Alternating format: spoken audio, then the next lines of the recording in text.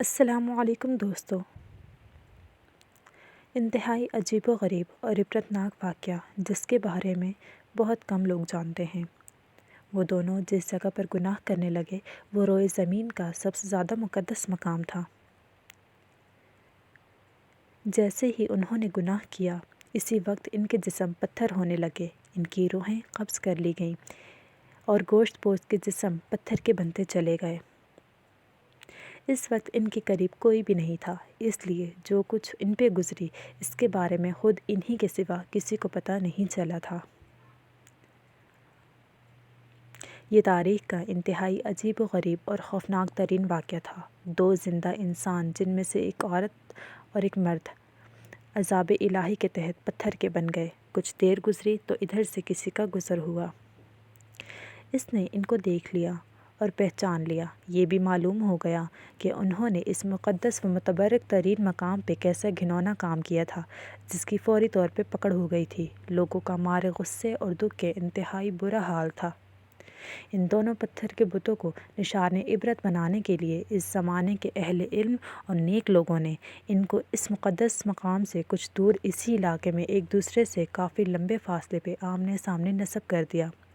اس مقدس مقام پر عبادت کے لیے آنے والوں کے لیے لازم قرار دیا گیا کہ ان دونوں کے بتوں کو جوتے مارتے ہوئے گزرا جائے تاکہ دیکھنے والوں کے ذہنوں میں ان کا کیا ہوا گناہ تازہ رہے اور اس واقعے سے عبرت حاصل کرتے رہیں۔ اب جو بھی اس مقدس مقام پر آتا ان کو جوتے مارتے ہوئے گزرنے لگا۔ وقت گزرتا رہا، 100-150 سال تک یہی سلسلہ چلتا رہا۔ اس کے بعد کچھ وقت گزرا تو نئے آنے والی نسلوں نے آہستہ آہستہ ان بتوں کو جوتوں سے مارنا چھوڑ دیا۔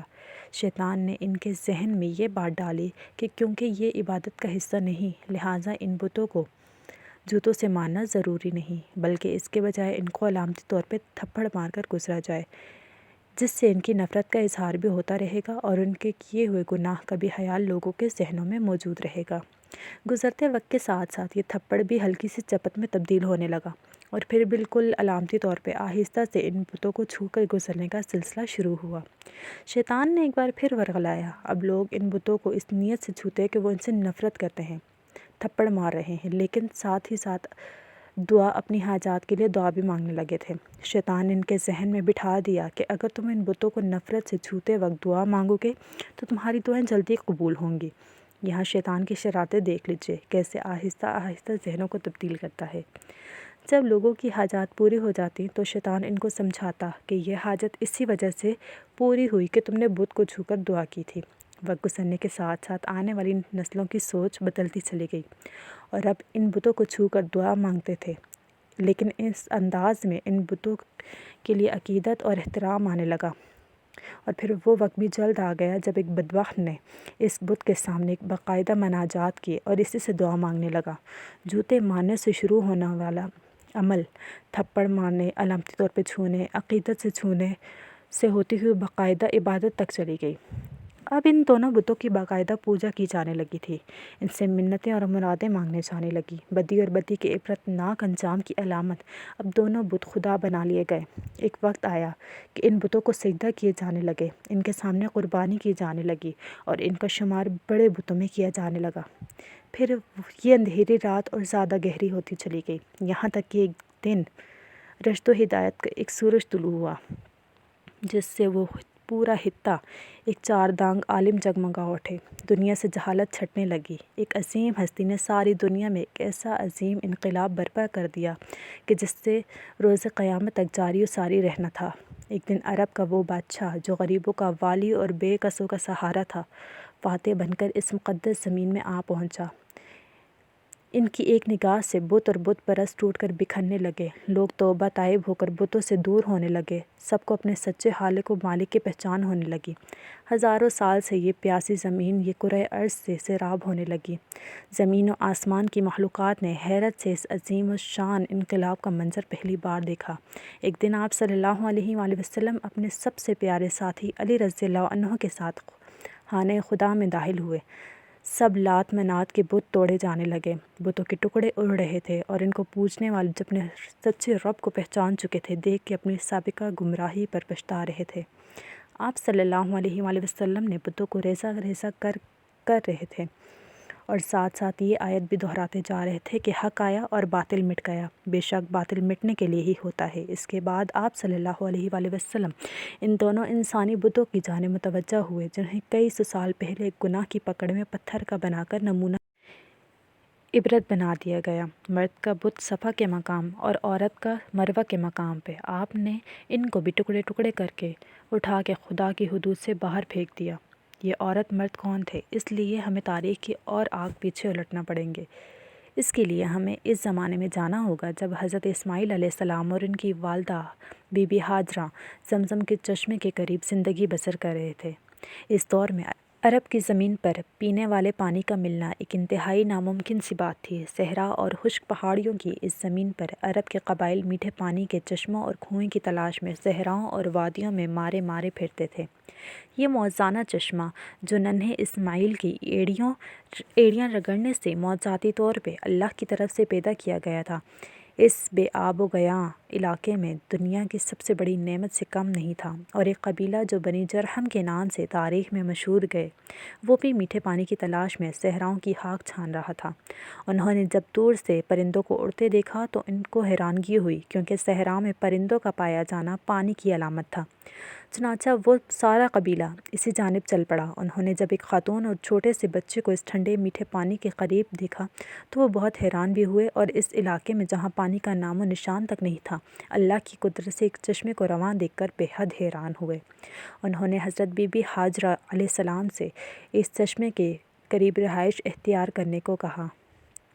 حضرت ہاجرہ علیہ السلام نے ان کو اجازت دے دی، اور ساتھ میں یہ بھی کہا کہ اس چشمے کا پانی ضرور استعمال کرو، لیکن یہ اللہ کی امانت ہے، اس پر کسی کا بھی کوئی مالکانہ حق نہیں ہوگا۔ قبیلے والوں نے اس شرط کو قبول کر لیا اور یہاں پر ہی آباد ہو گئے۔ جب وقت گزرنے لگا، حضرت اسماعیل علیہ السلام تو بی بی ہاجرہ علیہ السلام نے نوجوان اسماعیل کی شادی اسی قبیلے جرہم کی ایک لڑکی سے کر دی، اور یوں رفتہ رفتہ حضرت اسماعیل علیہ السلام کی اولاد پھلی پھولی، اور یوں مکہ جس کا اصل نام بکہ تھا، ایک آبادی کی شکل اختیار کر گیا۔ قبیلہ جرہم والے کافی عرصے تک تو سیدھے راستے پر رہے، لیکن پھر آہستہ آہستہ ان میں خرابی پیدا ہونی شروع ہوئی۔ اب انہوں نے کعبہ شریف کا انتظام سنبھال لیا، اور حج کے لیے آنے والے لوگوں سے ملنے والا ہدیہ خود سمیٹنے لگ گئے، اور یوں رفتہ رفتہ ان کے اندر جرائم پیدا ہونے شروع ہو گئے۔ تب اللہ تعالیٰ نے ان کو سزا دینے کے لیے ان سے زمزم چھین لیا، اور زمزم کا پانی خشک ہو گیا۔ وقت گزرنے کے ساتھ ساتھ زمزم کے نشان تک مٹ گئے۔ اب کسی کو معلوم بھی نہیں تھا کہ یہاں زمزم نام کا کوئی چشمہ ہوا کرتا تھا۔ اس قبیلے کا ایک شخص جس کا نام مزاز بن عمرو تھا، بہت ہی نیک اور پارسا شخص تھا۔ اس نے قوم کو بہت سمجھایا، ان کو بہت سے خطبے دیے، اللہ کے عذاب سے ڈرایا، لیکن ان پر کوئی اثر نہ ہوا۔ جب یہ قبیلہ اپنے برے کاموں سے باز نہ آیا تو ایک رات مزاز نے سوچا کہ یہ لوگ جس طرح کعبہ شریف کی ہدیوں کی صورت میں آمدن کھانے لگ گئے ہیں، کسی دن یہ حج کرنے کے لیے آنے والوں کی طرف سے چڑھائے گئے قیمتی ہدیے، جن میں سونے چاندی کی کچھ اشیاء شامل تھیں، وہ بھی چرا لیں گے۔ انہوں نے رات کو اپنے بیٹے کو ساتھ لیا اور کعبے کے اندر موجود سونے کی قیمتی ہدیے اٹھائے، اور جس جگہ زمزم کا چشمہ ہوا کرتا تھا، اسی جگہ کھدائی کر کے یہ سب قیمتی ہدیے دہاں چھپا دیے۔ اب جیسا کہ اللہ تعالیٰ کسی قوم کے بگڑنے پہ اس قوم کو کسی دوسری قوم کے ہاتھوں عذاب دیتا ہے، اس قوم کو بھی عذاب دینے کا فیصلہ کر لیا، اور ایک قبیلے بنی حذائیہ کو ان پر مسلط کر دیا۔ بنی حذائیہ والوں نے بنی جرہم کو مار مار کے مکہ سے نکال دیا۔ ان کے قبیلے کی کثیر تعداد میں افراد کو قتل بھی کر ڈالا، اور یوں لٹے پٹے بنی جرہم یمن میں جا کر آباد ہو گئے۔ اسی زمانے میں ان قبیلے میں ایک لڑکا اور لڑکی نے جنم لیا۔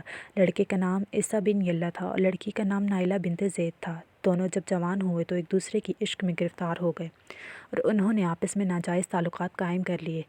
ایک بار یہ دونوں حج کے لیے قافلے کے ساتھ ہمراہ مکہ گئے۔ مکہ مکرمہ جب خانہ کعبہ میں ان کو تنہائی میسر آئی تو انہوں نے کبھی فعال کرنے کا ارادہ کر لیا۔ چنانچہ جیسے مرتکب ہوئے تو انہیں عذاب الہی نے آ گھیرا، یوں وہ پتھر کے بت بنا دیے گئے۔ اس کے آگے کے حالات آپ نے تحریر کی ابتدا میں پڑھ لیے۔ جب ان کے بت نبی کریم نے خانہ کعبہ کی حدود سے باہر پھینکوا دیے تو اس وقت مسلمانوں کے ذہن میں صفا و مروہ کے دوران صحیح کے بارے میں شک و شبہ پیدا ہو گیا۔